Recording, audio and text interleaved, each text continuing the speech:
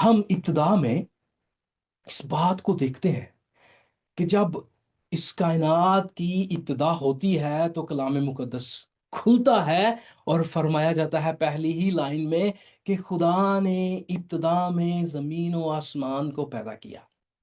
اس کے فوراً بعد ہمیں یہ بتایا جاتا ہے کہ خدا کا روح پانیوں کی سطح پر جنبش کرتا ہے، اور پھر ہمیں فوراً بتایا جاتا ہے کہ خدا نے کہا کہ روشنی ہو جا، اور روشنی ہو گئی۔ یہ یہ تخلیق کائنات کا جو ایک عمل، جس میں سب سے پہلے ہمیں بتایا جاتا ہے خدا، خدا کا روح اور خدا کا کلمہ موجود ہے۔ جہاں خدا ہے وہاں کلمہ تخلیق کرتا ہے، اور جنبش کرنے والا روح اس کی گواہی دیتا ہے۔ یہی بات ہمیں معلوم ہوتی ہے جب گناہ آتا ہے دنیا میں۔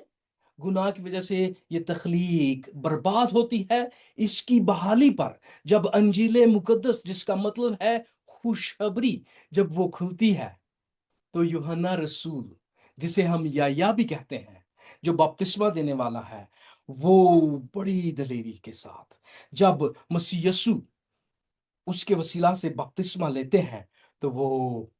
نہ صرف پکار اٹھتا ہے کہ یسوع مسیح خدا کا برہ ہے جو دنیا کے گناہ اٹھا لیے جاتا ہے، بلکہ وہ فرماتا ہے کہ روح حق اس کی گواہی دیتا ہے۔ اور یہ گواہی کیسے ہے؟ کلام مقدس یوحنا کی انجیل اس کے پہلے باب کی 32 آیت میں حضرت یحییٰ فرماتے ہیں،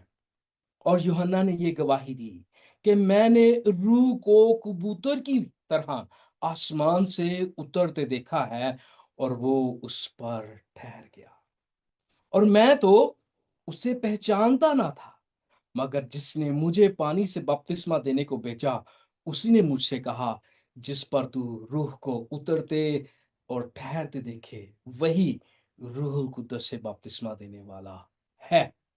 چنانچہ میں نے دیکھا اور گواہی دی کہ یہ خدا کا بیٹا ہے۔ کائنات کی تخلیق اس برباد دنیا کی بحالی کے لیے، پہلے تخلیق کائنات میں کلمہ ہمیں نظر آتا ہے، اور اس کائنات کی بحالی کے لیے، ہماری بحالی کے لیے، ہماری نجات کے لیے، ہمارے کفارے کے لیے بیٹا آتا ہے، اور ان کی گواہی باپ اور روح القدس دیتے ہیں۔ کیسی خوبصورت بات ہے! اور سب سے بڑھ کر حضرت یحییٰ کہتے ہیں کہ میں نے اسے دیکھا، روح القدس کو اس کے اوپر اترتے ہیں، اور مجھے بتایا بھی گیا کہ جس پر تو روح القدس دیکھے وہی روح القدس سے بپتسمہ دینے والا ہے، وہی نجات دینے والا ہے، اور حتمی طور پر وہی خدا کا